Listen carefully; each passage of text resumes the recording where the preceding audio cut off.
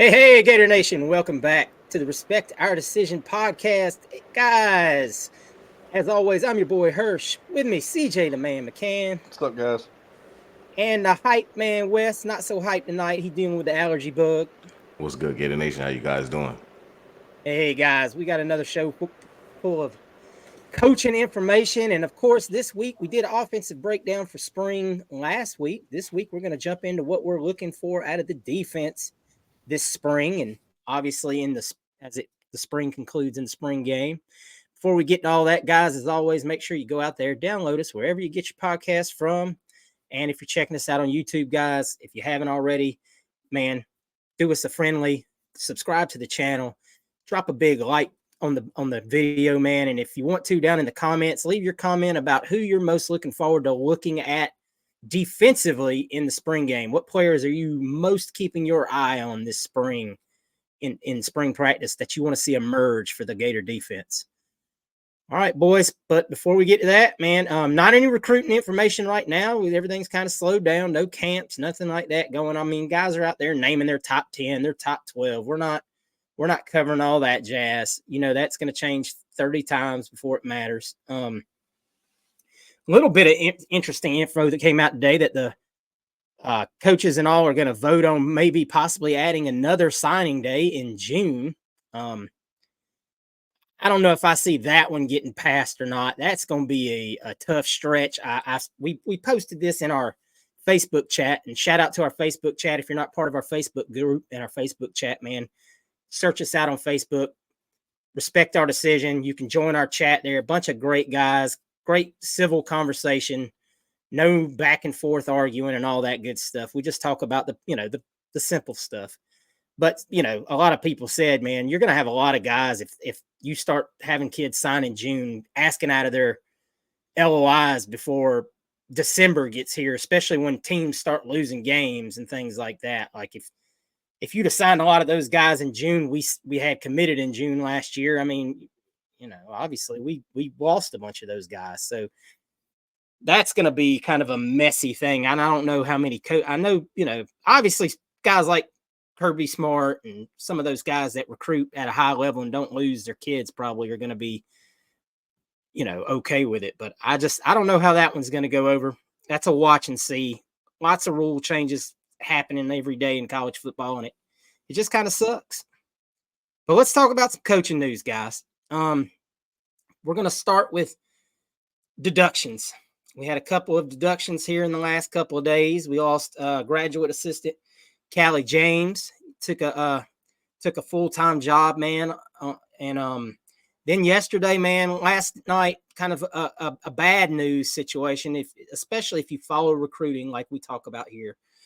We lost Joe Hamilton, who was an off-field coordinator guy. He was he had one of those funky titles that Billy likes to hand out, director of scouting and recruiting relations, NFL liaison. Regardless of his title, Joe Hamilton was a tremendous asset to this staff. Very instrumental in getting DJ Lagway, very deep roots in Texas. He took a very similar job with Texas A&M for a significant, amount of money and closer to home. He's a Texas guy. So does that suck to lose more guys off your coaching staff that are valuable contributors? Yes, but I mean, this is what happens when you have a staff of 100 people or, an army underneath you. These guys are trying to get promotions. They're trying to come up in coaching circles. They're not trying to be on support staffs forever. Not most of them. I mean, that's they're here to learn. They're here to get their foot in the door. They're here to impress and then move on. And I mean, hey, you can say what you want. Could we have paid the guy more money? I'm sure we offered him more money. But in that kind of case, he's going back home. He's going to Texas. I mean, he's a Texas guy. And sometimes that outweighs, especially as you keep talking about how coaches in the college football game are going to try to make their life simpler. Maybe being closer to home for Joe Hamilton makes his life simpler. And I don't know what his career aspirations are, but more money in pocket, closer to home, all wins for that man. I mean, of course, it's a kick in the butt to us, but here we are. So CJ, I'm gonna start with you, man. if you can, just go around about it here and let's try to, you got to kind of talk some people off the ledge about this and make them help people understand that this is just part of this process. Yeah, I too. I think that right now in the position that we're in, it doesn't. I'm not going to say it doesn't matter, but the recruiting has been done at this point. It's basically what you got. I mean, at this point is the cake's about to come out of the oven, and it might taste like yes. We're just gonna have to figure it out. That's kind of where we're at. So Joe Hamilton leaving sucks, especially when you're talking recruiting. But the problem with it is right now everybody's not really focused on recruiting. They're focused on winning football games and being an all-field assistant. That really wasn't what Joe Hamilton was involved in. It stinks to lose him. Could you have done this? Could you have done that? Sure. Whatever. Ifs and buts for candies and nuts. It'd be Christmas every day. But you know, it is what it is. At the end of the day, we're all worried about when we get to the end of August and we get into September. We're talking about winning football games. At this point, I think Billy Napier has proven that he's a good enough recruiter to make up for a lot of this. And now it's about winning. You've got to win some football games. You're in, those first couple of years, I don't think winning matters as much, but now you're hitting year 3. These kids want to see a successful program to go to, especially now when, their success kind of dictates how much money they make. They've got skin in the game. If they go to a bad team, you're talking, missing out on some money, some potential, NIL deals and things like that. So I think that Joe Hamilton leaving is a kick in the butt, but it's one of those things where it's kind of like, okay, that stinks, but it's like, okay, it's just going to keep rolling at this point. It's just another chink in the armor, and we're going to have to figure it out as we go here. I think that you get into the season and you win 8 games this year, I don't think anybody cares about Joe Hamilton leaving. I mean, at the end of the day, if we don't win 8 games this year, staff's going to be out of town anyway for the most part. It is what it is. Joe Hamilton was not going to dictate Florida's success in 2024. Yeah, that was yeah. And right now, I think that's the most important thing. It's just success in 2024. That was a comment that I had made on Twitter yesterday as well. At this point, I'm just worried about the win column. Wes, what are your take on these two young gentlemen leaving the staff? Yeah, to me, the Hamilton one was the biggest one, and CJ alluded to some key points there about it. As far as the season is concerned, that's what we all focus on, and you have to, like you said, Hamilton went back to his home state, same no taxes as in Florida, and that regime has just started, and you have to understand these guys want security like you want security at your job, and being that Billy may be on the hot seat this year, if he goes 2-10, he's gone. Hamilton had to make a business decision for himself. He had to do what's best for him and his family. You can't fault that man from going back home with a staff that's just starting. So that's another 3 years that he knows he at least getting a check for more money. So I can't fault him for that. Would have hurt us in recruiting as far as what he did in Texas, getting some Texas guys over here.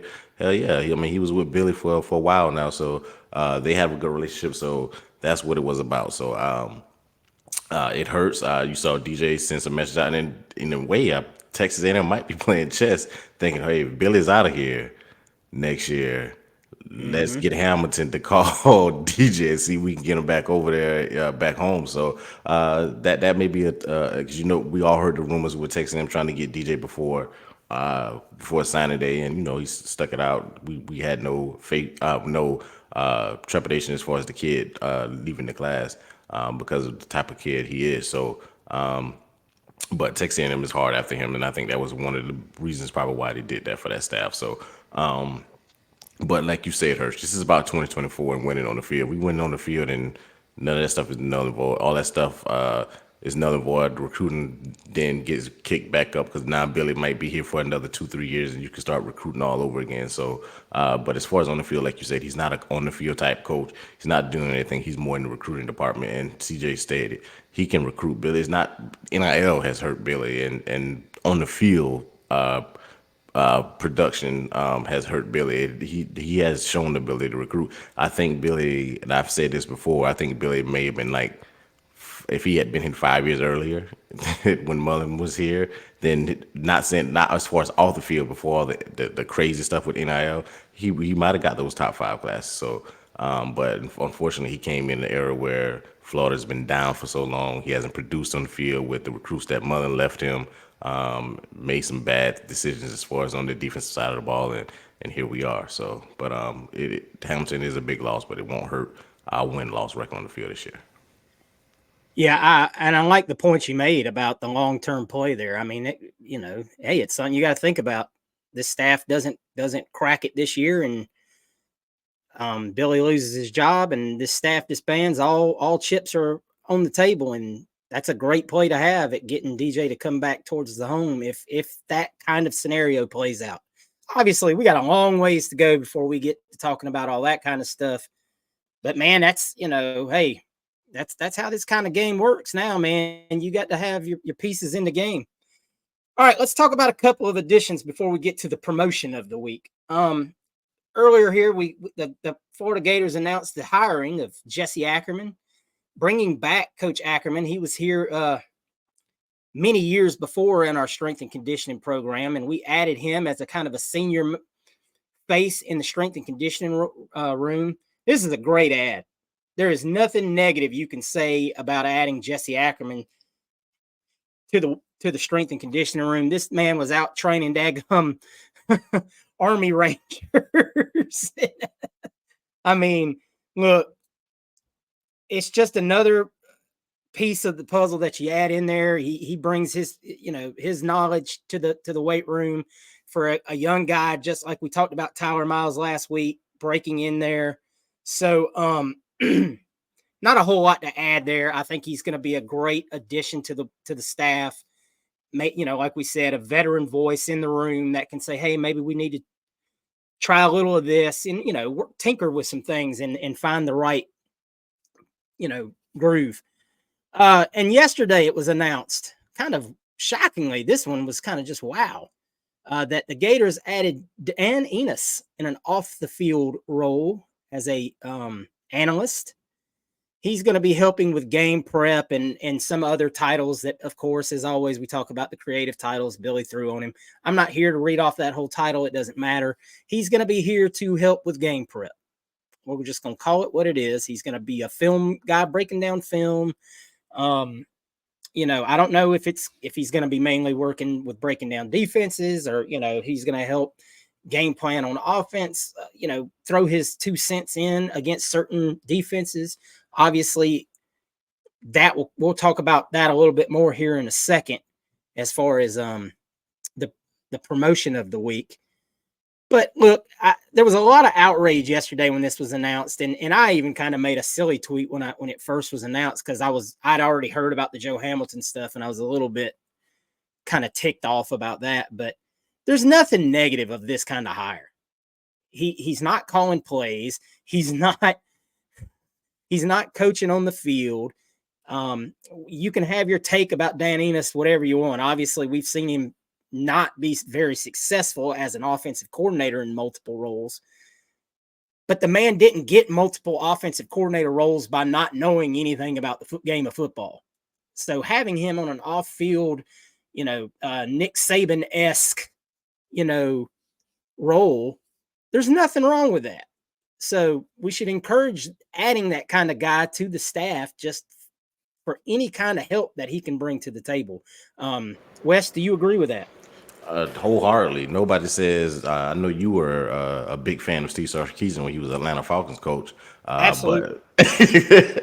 But when you see what he's done now, going back when he went with Saban and all, and you alluded to it so your point, Saban-esque, when Saban rehabilitates these guys. Not saying that Billy Napier is going to rehabilitate this guy, but you want to have as many guys that have experience on your staff in that way. Another guy with eyes that scouting teams ahead of time before you get that. That's to me what I'm thinking his job is going to be. He's going to be scouting Georgia 3 weeks before we play Georgia, or I forgot the beginning of our schedule, but you know what I'm saying. Like the teams we played, Tennessee USC, weeks before we play Tennessee. before we play these guys, and that's his job to say, hey, I see this tendency on defense. This is how you might want to exploit it. He's not going to be finding calling plays. tendencies and That type of thing. Oh, they on third down, they like to blitz from the left. They like to send the linebacker through the A gap, and they'll the slot corner usually blitz on three. Yeah, that's what he's doing, and you want that type of guy. Maybe he didn't execute it well.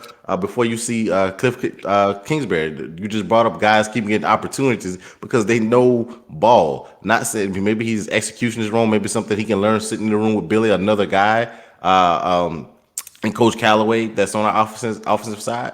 You gotta appreciate that Billy's bringing in more eyes to see things. The guy's not going to be calling plays. He's a guy that's called plays in the SEC. He's going to be able to give Billy and Callaway things that he's seen in these teams that we have upcoming on the schedule. He's not going to be calling the plays, guys. So don't worry about that. You want as many eyes that can help that as far as that knows college football. So jump off the ledge, come back down, and just take this as a positive. When Saban does it, nobody bats an eye. And Saban will put, I mean, like I just brought up Steve, I'm pretty sure Bama was like, well, did you just see this guy out Atlanta? Like, why are we bringing this guy in here? Jones over there. He had everybody over there. Yeah, so I mean, just chill. It'll be all right. He's just there as another pair of eyes, just to say he doesn't have any final decisions. He's just gonna be paid a couple of bucks just to say, hey, this is what I saw against Tennessee. If you want to attack them this way, this is what they do on 3rd and 7. This is what they do on 3rd and short. And it on helps 2nd free and 8. Billy up for other things. Yes, exactly. So you want that. So CJ, you agree? Yeah, absolutely. It's an off-field role. It doesn't, it's whatever guy watching film. He's getting paid a little bit of money to come move to Florida, spend some of his buyout he got from Arkansas, hang out, watch film, and break down stuff. He obviously knows what he's doing. He's been coaching football for this long. I mean, whatever you think of him as an offensive coordinator, I mean, he still knows things. He still understands things. It is what it is. He's seen things. He can, if he can provide one crucial piece of information that helps you in one area of a game, in the season, then I think it's worth the hire. If he figures something out about Kentucky's defense that helps us win the game, and that's the only contribution he makes, then I think it's worth it. You know what I mean? I think you take that. So, hey, whatever to me, I'm not worried about it. If they hired him as an offensive coordinator, yeah, I'd be pretty mad because, we've seen that what he could do at that position. It ain't great, but they didn't do that. So, off the field guy, Billy's made these kind of hires. Nick Saban does this all the time. You talk about guys that Nick Saban's hired that just weren't very good coaches. Todd Grantham was on Nick Saban's staff as an analyst, and we know that Todd Grantham isn't a good coach, but Nick Saban understood. He's like, hey, he's been doing this a long time. He can sit and he can watch film. So, hey, it is what it is. I don't think that anybody should really put a lot of stock into Dan Enos coming in and being a coach and just being an off-field assistant. And it's not that big of a deal. It's not like it's like, oh my God, what are we doing? It's like, come on, guys. It's just an off-field assistant. We hired the guy from Auburn, Casal, however you say his name. He's still on the staff. Aside from the headline where he said he was hired, you've heard nothing. That shows what an offensive analyst really does. They watch film, they point out a few things. I mean, run to Starbucks. I don't know. But Go grab all the players for the meeting. Right. Make burn CDs and flash drives. I mean, who cares at this point, man? Like, again, it doesn't matter. Hiring Dan Enos, not hiring Dan Enos is not going to affect the Florida Gators record in 2024. It just isn't. It doesn't matter. It might, to your point, he might see something that Kentucky's did, like you said. Yeah, it is a completely zero risk. Even if it's minimal reward, it's a payoff. So if it's a zero risk, zero reward, you're not even going to hear about it. Right. Like, it's not going to be something. Nobody's going to point to. We lose a game against, say, we lose to UGA this year and be like, I bet Dan Enos called that damn play. Damn Dan Enos. The only way you would know is not to that point, but like CJ said, Billy might say, well, Enos saw this a couple weeks ago against Kentucky. That's why we ran that reverse. Yeah, and I'm sure Billy's calling out the press conference because that's so Billy. You know what I mean? Yeah. Billy's going to be like, that damn Enos, it's told us to run that double reverse pass. That's why we did it. He saw it again. He saw something a couple weeks ago that they were doing, and then we ran that play. And shout out to Coach Yeah. Enos for that. Yeah, So something Steph, goes wrong on offense, just blame it on Dan Enos. damn, Enos brought it. All right, let's reel it in, boys. Guys, step off the ledge about stuff that don't matter. I mean, at the end of the day, these kind of positions are not going to be the things that determine the season. Now, let's talk about one that could. It was announced earlier this week. We're gonna give CJ his flowers. That Russ Callaway was promoted to co-offensive coordinator. Now, we still don't know what that entails. It could be just as simple as game planning. I tend to believe that Billy is going to give him some opportunities, maybe earlier than later, and see what he's got. And then if you have to take it back from him, you do. Look, nobody questions that Russ has a really great offensive young mind. He was at Samford as their offensive coordinator for a few years. I understand Samford is not Florida. We get it.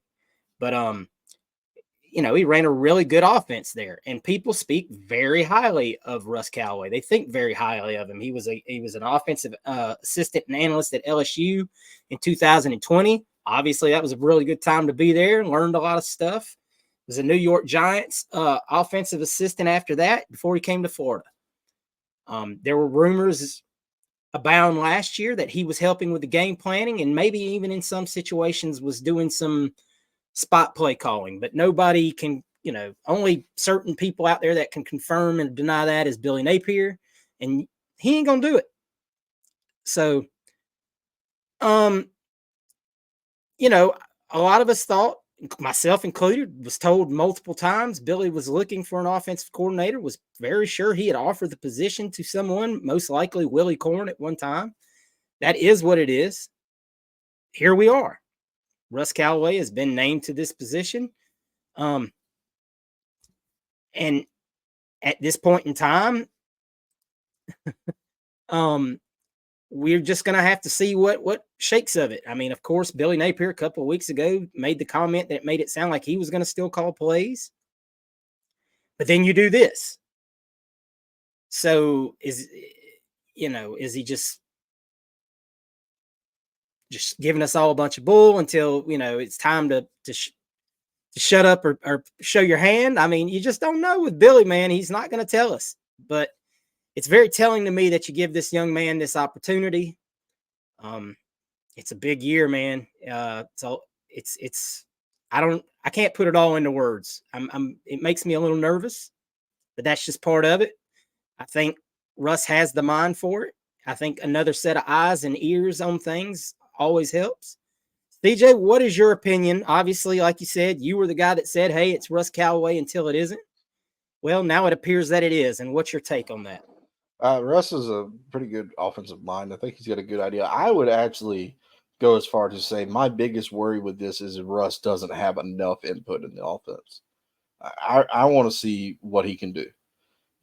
Man, I understand that's hard to a point. People have got to understand Billy has gotten this far in his career doing it one way. It's his worked everywhere he's been. He's done a good job. He's won championships. He's won tons of ball games. He got this job because of what he has done up to this point. So I understand that it's kind of hard to just completely just throw that out the window, as bad as we all want him to. So it's who you're going into the last, probably this is make it or break it time for Billy Napier. And at least if he did go down calling plays, he has nobody to blame but himself. He can put it on his shoulders. He can't say, man, I shouldn't have given the play calling to so and so, and really take that one on the chin. That might be his mindset. I hope that he's actually saying, I'm going to let Russ Callaway show what he can do. I feel like Billy's seen enough. He's worked with him for a year, kind of doing what, that let him really have some say in the offense. A few of the drives, the last year that were Russ Callaway plays, there was his offense, what he wanted to run. A lot of those were really good drives.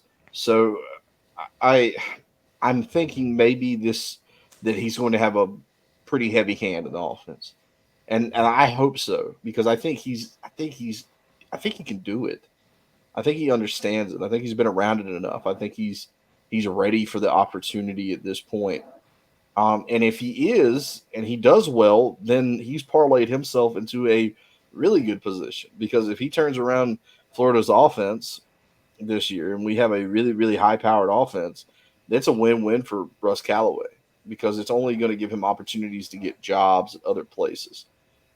So I think that that's what needs to be done. He needs to be given an opportunity, hand him the reins, let him really, really get after it with the offense.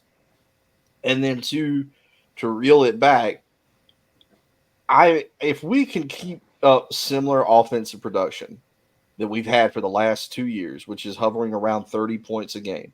If you could stay in that range or maybe even bump it up to 32 points a game, then I can't blame losses on the offense at that point.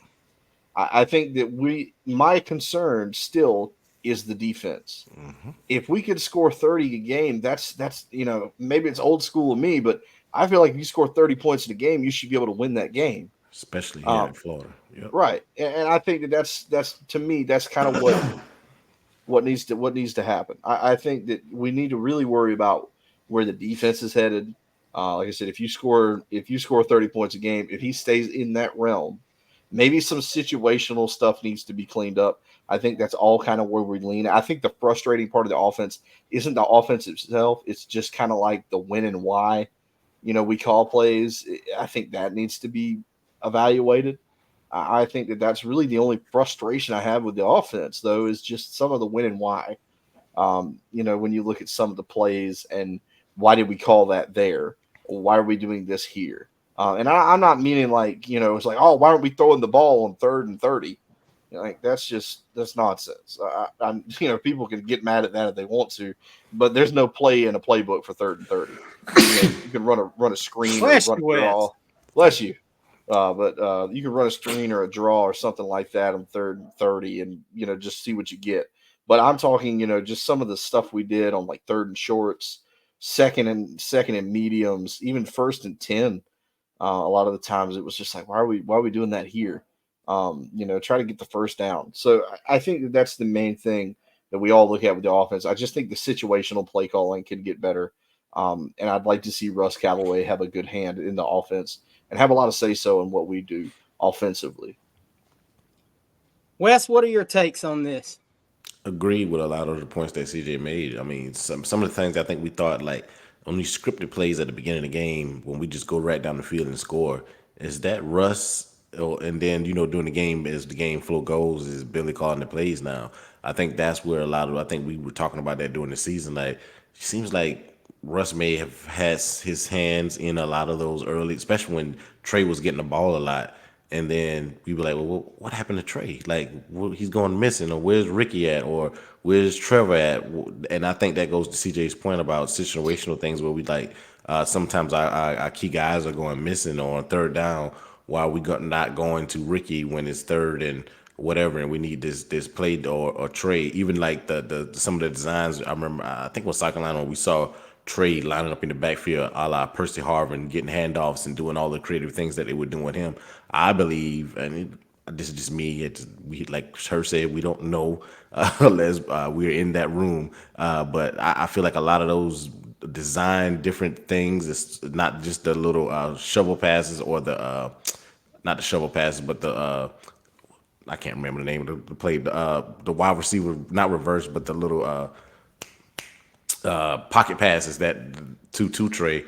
Well, all we were doing with him, but when we saw him started being creative and lining him up, getting touches that way, I think that was a lot of the stuff that Callaway may have had his hand in and said, let's just get him the ball any kind of way. Let's line him up in the backfield and run a tall sweep right with him. And I feel like to CJ, like a lot of stuff CJ said, you want a young creative mind out there calling these plays. And I think one of you guys said, it might have been Hirsch that said, I want him to call all the plays in a sense. I want him to be involved more and not Billy doing it his way as he has before. And it's hard for him to give it up. He talked about it in press conferences before about it keeps him involved in the game, calling the plays.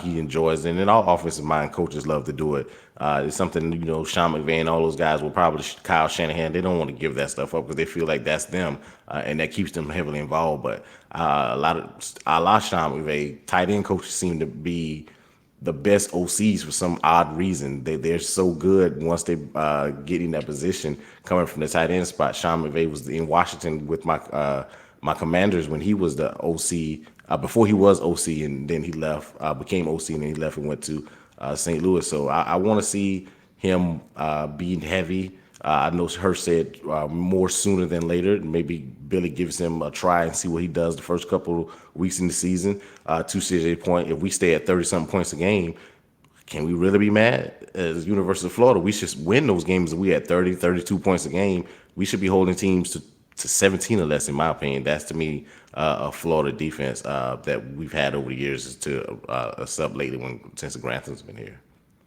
Yeah, I feel like if you're going to give him the shot, it's got to be early. You can't wait until the goose has been cooked and then say, you know what, Russ, take the reins. We're already wrecked. Get out there and be somebody. Unless you're just trying to let him go audition for his next job. I mean, what are you doing at that point? But if that is your plan, if your plan is to let Russ Callaway call plays, you got to let him go week one, man. I feel like week one out the bat, he's got to be involved in the game plan and the play calling. And let's be honest, I think we'll know right away if he is. I'm not suspecting the offense is going to have some wholehearted change. You're not going to see this just brand new offense go out there and us just, doing something we haven't seen in the last 2 years. It's going to be a lot of the same, but maybe with some new concepts, players maybe being used in different ways. Obviously, we have a lot of young kids with a lot of speed on that sideline this season. But ways maybe to get the running backs even more involved in the passing game. Maybe some different route concepts, just various things. And let Billy run that whole team from the sideline. Now, obviously, you got Ron, you've got your defensive head coach now in Ron Rogers, so maybe you don't see him so involved with that. But obviously, the special teams things, would love to see Billy more involved in all of that. And make no mistake, he's not going to just pull away from the offense. He's going to be in Russ's ear, even if Russ is calling the plays. Hey, in this situation, we really ought to, or maybe it's just clock control situations, things of that nature, where Billy's going to be, that's how Billy is. Billy is very bad about I say bad. Maybe it's just because that isn't the way maybe I personally would do it, where Billy gets a lead and he kind of slow creeps on it instead of maybe trying to push his advantage. But it's all wait and see for right now, man. I'm sure maybe we'll hear some things come out of spring practice to give us a little indication of what's happening. Things will start to kind of, seep out. And if not in spring, obviously going into fall, you're going to know one way or another who's calling these plays. So all we can do, man, as Gator fans, is get behind the young man. I hope he brings a creative change to the offense and we see positive things. But I think we all understand, though, we just talked about it a little bit. The defense is what's really going to have to improve on this team for us to win ball games this year. And that's what we're going to talk about next, guys. Spring is coming up. We previewed what we're going to look for in the offense last week, but this week we want to talk specifically about the defense and things we're looking for on the defensive side of the ball going into spring practice. Obviously, a lot of new faces from the transfer portal, a lot of new faces from recruiting, a lot of faces gone, between Scooby and Jadon Hill and Wes's man, Chris McClellan is gone. Jalen Kimber, nobody's worried about that. Miguel Mitchell, a lot of guys that we're not really upset about but there's a lot of faces on this defense to be excited about. A lot of veteran presences that we added, obviously through the transfer portal. Wes, I'm gonna let you roll with it first, man. What are you most looking forward to this spring as far as watching the defense? Besides my boy Boone from down in South Carolina, I'm gonna go with the Now, backs. Go ahead. remember, now Boone's probably going to be very limited as he's still coming off that ACL. Oh, you're So, talking about the spring. I was thinking the yeah, season, but yeah, spring yeah, as far as spring news and notes. I want to see how this back seven shakes out. I'm pretty good with front four, with the McCrays and the Cersei's and the Collins and the Jacksons and the Lions. I'm kind of cool with our D line and thinking they're gonna be okay. But who steps up besides Shamar? Can you hear me? yeah. Okay, who steps up besides Shamar? You have Wingo coming back. I think what Wingo is like a special guy that we were using a lot on third down as far as blitzing and everything. So, but I want to know who's they're going to be that with Scooby going. Who's going to step up? It's going to be one of the freshmen. It's going to be Graham. Who's going to be there on third down? I mean, not third down. Beside Shamar in these early downs. What are we going to do in the back seven? With my boy coming back for his second year at safety. Who's going to be beside him? Will it be Torrance? Is it going to be Torrance back there with him? Denson, can he step up and solidify that slot? Can our boy Moore stay healthy? Will our other corner, can't remember his name at the what's I can't think of his name right now. The 5-star guy, 5-star guy for the year. Jakeem? No, not Jakeem. Senior, our senior. Oh, Jason Marsh. Jason Marshall. I don't know why I couldn't think Jason Marshall's name, but this can he really have that season where he was maybe can be a second round pick? That's what I'm hoping. Not some guy that's undrafted, not in the 5th or 6th round, but can he live up to the hype that we thought when we got in here? If not, I want to see Jakeem on the field. We don't have time for playing around. Billy doesn't have time for playing around. Who's going to step up at these corner spots? Who's going to be back there at safety? I'm worried more about the back seven. I think Jakeem will be fine. I think we see him, like you said, about later. I think we see him sooner or later. I just don't trust, as talented as Devin Moore is, I just, until he shows me that he can play 4 games in a row, 3 games in a row, 1 game in a row, I can't believe the talent is there. We see the talent. He's probably more talented than anybody on in the secondary. But his problem has been availability, and that's the best ability you can have is being available. So I want to see how these corners shake up and who's the other safety. Is it going to be Torrance back there with my guy? So my concern is the back seven, but I'm looking forward to seeing Jakeem, Devin Moore, and Jason Marshall and see who shakes out there. And I want to see what Denson does in the slot. That's my guy. That's the key. And who's stepping up besides Shamar James there. I just want to see our defense on the same page, man. So many guys were left wide open since Grantham's second year, I believe, third year. It seemed like so many errors, communication problems that we just giving up gashing plays, and I'm tired of it. I'm tired of us being passive on defense. I want to see an attacking style defense with everybody communicating well, knowing their assignments. We have a lot of guys coming back, and to me, that's a plus. In the same defense again with the same guy calling the defense. So I wanted that's my thing, and that's what I want to see as far as in the spring. Are these guys playing on the same page? Are these guys communicating well? And who's out there when we get these notes of who's playing well together and who's stepping the game up? Yes, sir. CJ, who are you looking most forward to watching? Linebackers. We got to see what the linebackers are going to do. We got a lot of talent in the linebacker room now. Probably the most talented linebacker room we've had in a while. But you got a lot of guys that aren't. They're not. Miles Graham, Aaron Childs are 2 really good players, but they haven't played. So they haven't played. We don't have a lot of experience in the linebacker room. You're talking about Shamar James being your elder statesman. I'm not sure how he's progressing with his knee injury. How he'll do in spring camp if he even practices in spring camp. So you're looking at some progression there in the linebacker room. What is the plan? What are they going to do with Pup? Or are they going to move Pup to an edge spot? Is he going to continue to play linebacker because we are so thin at linebacker? Manny Nunnery went in the portal, jumped back out because I think we convinced him to stay just because we need the depth. We need more guys in that room. We're losing Scooby Williams. There's just a lot of question marks to me in the linebacker room of, when you have your starters, when you have the main guys, when you have Childs, you have Graham, and you have Shamar James, I think you're fine. But right now, I want to see how they progress. I want to see who's healthy. Derek Wingo is another guy. Derek Wingo's been here for a long time now. He's kind of become a leader in that room. He's become another one of those elder statesmen. How is he going to get into that role? Because that role is going to be crucial at this point. He's kind of what we brought in Tahada Mitchell to do last year. It's now Derek Wingo's turn.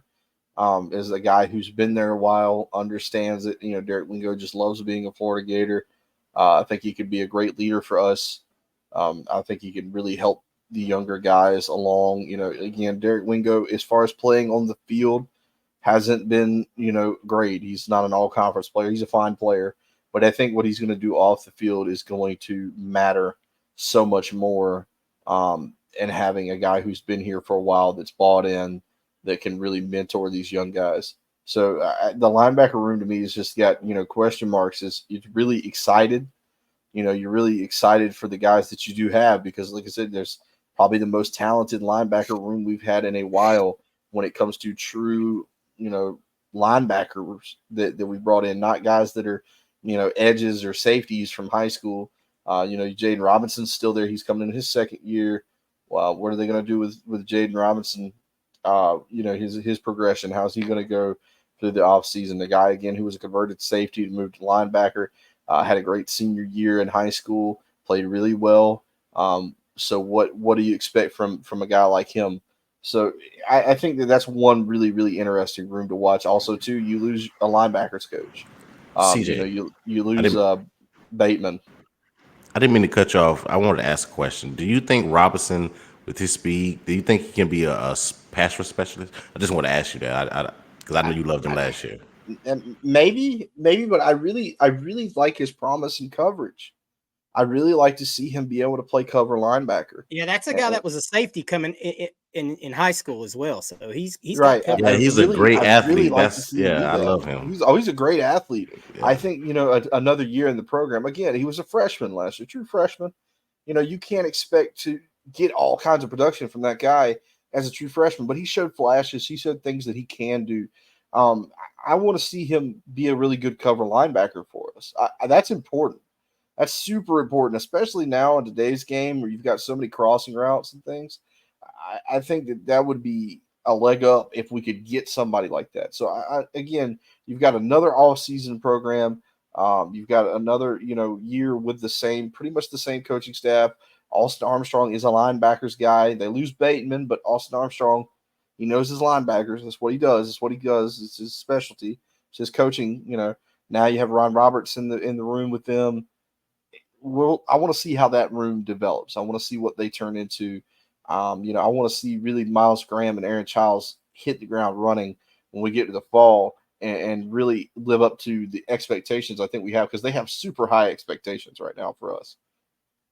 We will be disappointed if they're anything but starting quality linebackers out of the gate because of how quality of a player that we all think they are.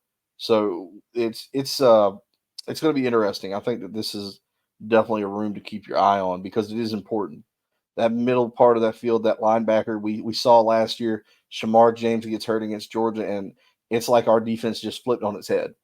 It wasn't all world before that, but man, without that guy in the middle playing linebacker and really directing traffic, we were lost.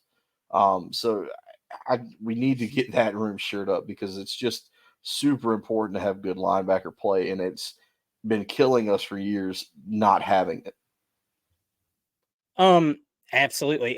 Just as a reminder for those that aren't aware, Aaron Childs obviously will not be with the team for spring. He's still in high school. He was not. He's signed obviously, but he could not early enroll. So that's one body that will not be out there for spring.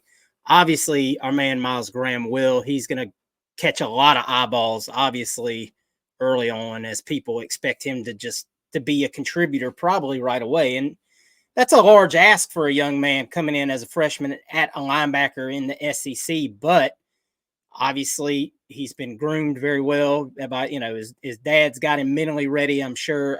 So between him and Childs, when fall gets here, I really can't wait for that. But obviously, I really also want to see how the defensive line shakes out. You got a lot of bodies.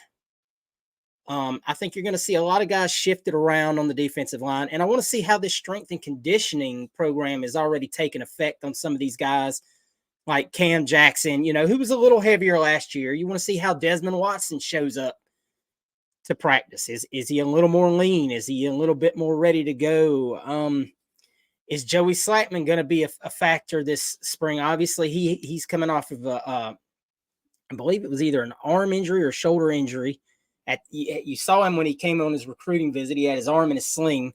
So I'm not sure how active he'll be able to be, obviously, in spring ball. You added George Gums and Brian Taylor Jr. That's another big guy that a lot of people have already forgot about, the JUCO prospect out of Texas. That is a big, big young man. He is a big guy. Other guys, Cameron James. How does Cameron James come out looking? Has he added a lot of muscle and weight? TJ Searcy. I think TJ Searcy could be up for a big time season. I think he's special.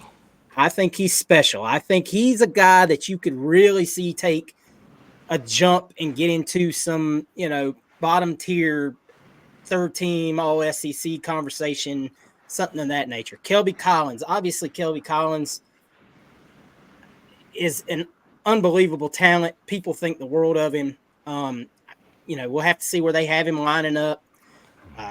Obviously, Tyreek Sapp back. You want to see how like I said, and I really am looking forward to seeing how the strength and conditioning program is transforming some of these defensive linemen and see how physical they are in the spring. The back half of the defense, though, I'm very interested to see how some of like Asa Turner coming in, DJ Douglas, mixed in obviously with our boy who's now I'm going to go brain dead on. Yeah, Castell. Thank you. And we've got some now we've got some veterans in the safety to go with the young guys that played a lot of snaps last year. I want to see another guy I mentioned him a minute ago when I thought you were talking about him. I want to see Jakeem Jackson. How much weight does that young man put on his frame? We've also, we've talked about that he played a lot last year, but he was very light. But if that young man could add 15 or so pounds of muscle to his frame and he can body up with SEC wide receivers this year, I think he's a big factor in the defense. It's going to be fun to see how the coaching staff shakes out with the added veteran pieces and the young pieces that are coming in, because you've got a great mixture here, and you had a lot of youth play last year. So I think you're really in a position to go out there and have some position battles, and the best guy win at every single position. The most talented guy that gives his all at every single position, and you shake out the best 11.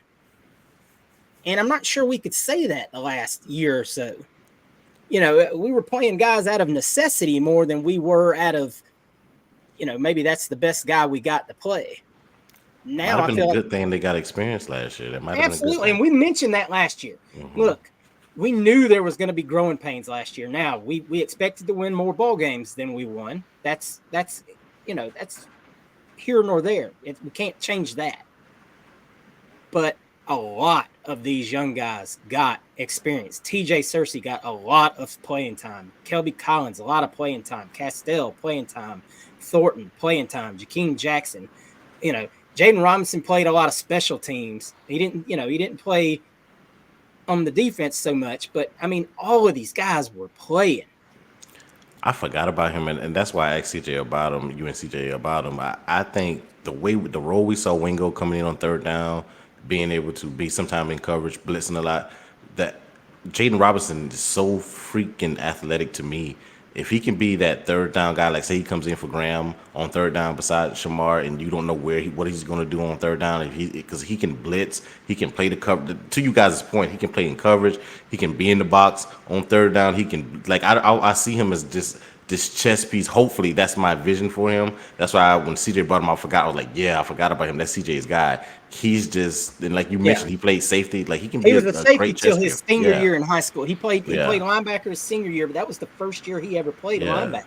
With his speed, But look, closing man, speed. Yeah, this is, and this harkens back to what I was just saying. This is an open, all these positions are open. I obviously you expect Jason Marshall to start at corner. You expect Shamar to start at linebacker. You probably expect Cam Jackson to start at tackle. But then it just becomes who wants it? Who's coming in and taking it? And that's the beauty of it. There's a lot of talent to go around. You make no mistake about it. We can talk about the misses in recruiting and whatnot all we want, but there's a lot of talent on that defense right now over the last 2 recruiting cycles. So if they can get those guys on the same page and play with a better communication this year, and make no mistake about it, communication wasn't great last year either. We've seen it. yep. And you can get the strength and conditioning piece to the SEC caliber where these guys aren't getting pushed at the line of scrimmage. And you're not getting so many broken tackles at the line of scrimmage or at the next level. This defense could hop up real fast talent-wise. It's just, hey, can we put it all together? So it will be very exciting to watch through spring to see the position battles and who is really, really taking the challenge, who is grabbing that brass ring and saying, you know what, this is my year. I'm going to be a starter on this defense, or at least a serious contributor, in a rotation. And we're going to win some ball games on the backs of the defense. That's Yep. what the attitude we need, man. And I hope that with people like Brandon Spikes around the program, and, obviously you got Rogers now rotating around, watching all the defensive groups, a lot of young position coaches, man. I hope they really get a fire into these kids, and we get to see some really good things start to happen this spring, man. So we'll see, guys. It's right around the corner, man. So hopefully we got some excitement to finally start raising our excitement level a little bit about where this team is going next season. I know right now there's just so much doom and gloom around so many people, but I think there are a lot of positives that could pop up really quickly if things go the right way. All right, boys and girls, that's going to do it for this week, man. We hope you enjoyed what we had to say this episode, and hope y'all agree with some of the things that we talked about there as far as what we're looking for in the spring on defense. If we didn't mention something that you want, that you're looking forward to in the spring, like I said at the beginning of the show, man, drop it in the comments below, the guys that you're looking for most to in the spring. CJ, you got anything for everybody before we get out of here? Just thank you guys so much for supporting us. Make sure you use code Decision at the Florida Victoria site. Check out them. Go ahead and help out NIL, help out our student athletes with the blue and orange game coming up. Florida Victorious has their name on that this year, so they're going to be heavily involved with a lot of different things. So go ahead and get signed up for that. Get involved with them.